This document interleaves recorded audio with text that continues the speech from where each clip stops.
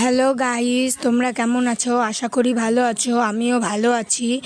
তো গাইস, আমাদের এখানে এই প্রচণ্ড গরমের মাঝেও এক ঝড় এসে দমকা হাওয়ায় কতজনের ক্ষতি করেছে, কিন্তু আবার অনেকজনের ভালো হয়েছে। যারা যারা খুব অসুস্থ তারা এই গরমে আরও অসুস্থ হয়ে পড়তো, কিন্তু এই ঝড়টি হয়ে অনেক মানুষ বেঁচে গেছে।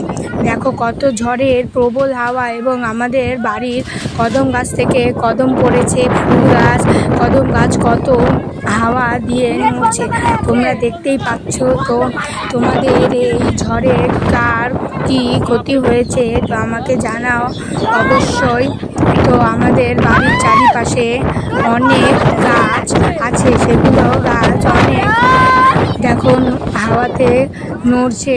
আমাদের এখানেও একজনের বাড়িতে টিন উড়ে গিয়েছিল, তো পরে টিনটা পেয়েছে, কিন্তু এই ঝড়ে অনেক মানুষ মারাও গেছে। তো আমি বলতে চাই, এই ঝড়ে কেউ বাইরে বেরোবে না। এই ঝড় খুবই কঠিন ঝড়। এই গরমের হাত থেকে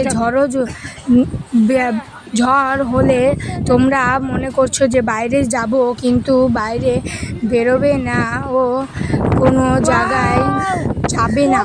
এই ঝড়ের মধ্যেও যে কত রকম ক্ষতি হয় তা অনেক মানুষ জানে না।